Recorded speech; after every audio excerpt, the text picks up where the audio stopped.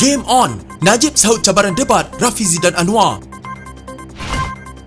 UMNO tak terdesak sokong Muhyiddin semula. Rupa-rupanya pejuang jumpa Muhyiddin lepas PRN Johor. Pelik, Muhyiddin sokong Ismail tapi dalam diam cuba jatuhkannya. Gempa, Tun M dipanggil untuk disiasat isu 1MDB.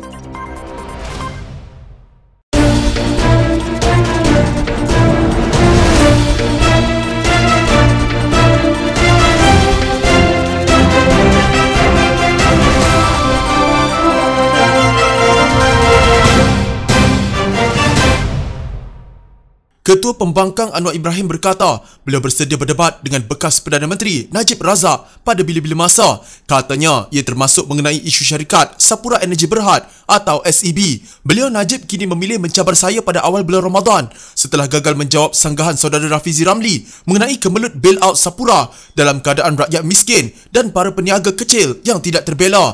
Saya bersedia untuk berdepan dan berdebat demi negara dan rakyat pada bila-bila masa dengan Najib Razak, kata Anwar dalam kenyataan. Anwar berkata beliau tidak pernah berganjak untuk berdebat dengan Najib dengan cabaran itu pernah dibuat lebih 10 tahun lalu. Sikap saya jelas dan tidak berganjak sejak lebih 10 tahun lalu di mana saya pernah melontarkan cabaran yang serupa kepada beliau iaitu Najib tapi tidak bersahut. Susulan respons Najib itu, Rafizi mendakwa Najib takut untuk berdebat dengannya mengenai isu kewangan SEB selepas bekas Perdana Menteri itu menetapkan syarat tertentu. Najib Razak sebenarnya takut nak berdebat, jadi dicari alasan bagi syarat minta heret Anwar Ibrahim sekali sebab dia ingat Presiden PKR pun takut berdebat dengan dia. InsyaAllah saya sampaikan kepada Anwar Ibrahim dan kita sama-sama tengok alasan dan syarat baru apa pula Najib nak bagi, kata Rafizi dalam satu kenyataan di Twitter.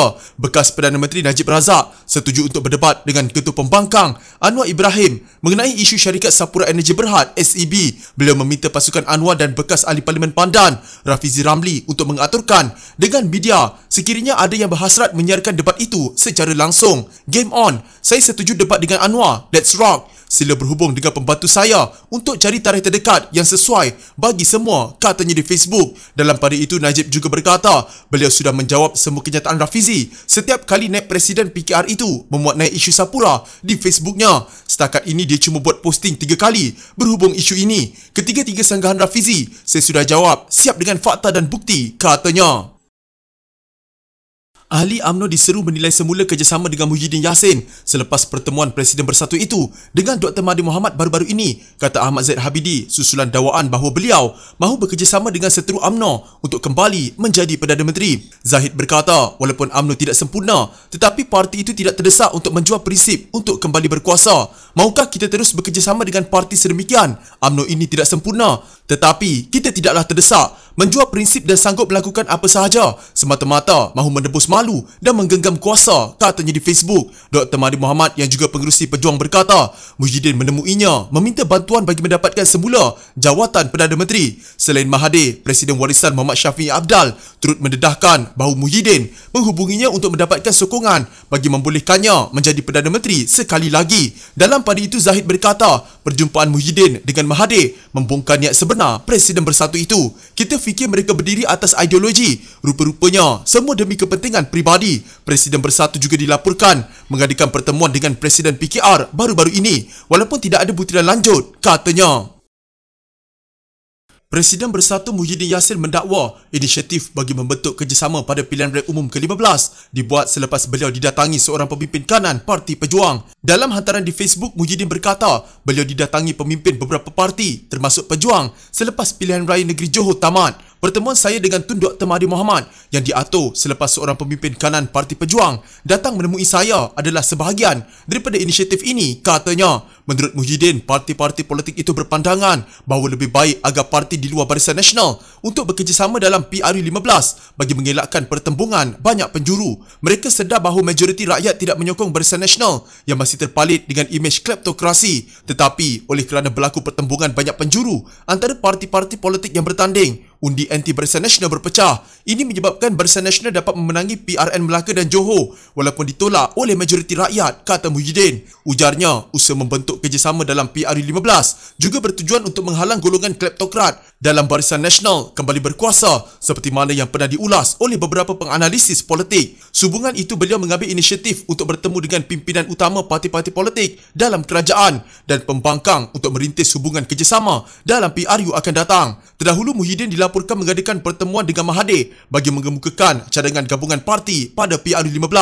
Presiden Pejuang Mukhlis berkata, pertemuan antara Presiden Bersatu dan pengerusi pejuang itu berlangsung sekitar 2 minggu lalu selepas PRN Johor. Presiden Warisan Syafiee Abdal pula mendedahkan pengerusi Perikatan Nasional itu ada menghubunginya untuk membentuk kerjasama politik selepas rundingan dengan Mahathir gagal. Bagaimanapun, beliau mengakui sudah memberikan kata putus untuk menolak permintaan tersebut selepas apa yang berlaku sebelum ini.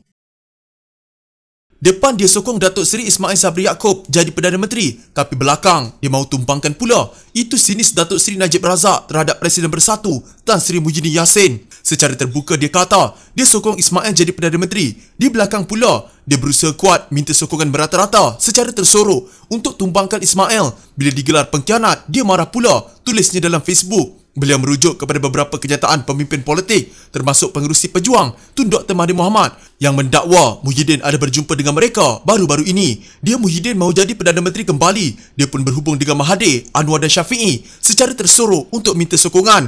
Tapi ketiga-tiga yang dia minta sokongan juga mahu jadi Perdana Menteri. Jadi, siapa yang akan jadi Perdana Menteri jika pun kerjasama mereka berjaya soal Najib? Nanti hari mereka tentu akan tikam-menikam sekali lagi dan sejarah kerajaan tak stabil pasti akan berulang. Katanya yang pelik dengan sikap Muhyiddin. Apapun, welcome back Pakatan Harapan 2.0, katanya.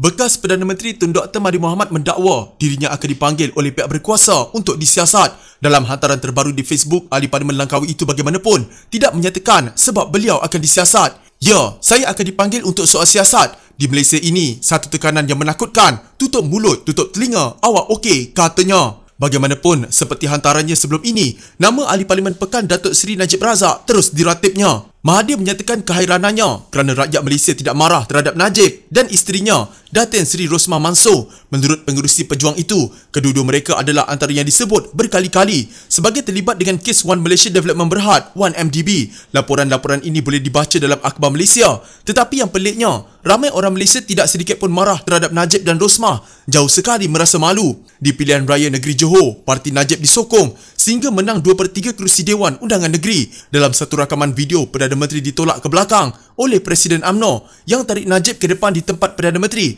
Dari peristiwa ini adalah jelas Najib lebih dihormati oleh UMNO daripada Perdana Menteri, kata Mahathir. Dalam hantarannya itu, Mahathir melemparkan dakwaan Datuk Seri Ismail Sabri Yaakob tidak akan kekal sebagai Perdana Menteri. Sebaliknya, individu yang menjadi penyokong kuat Najib akan dipilih sebagai Perdana Menteri baru. Ramai ahli UMNO hendak supaya PRU15 diadakan segera.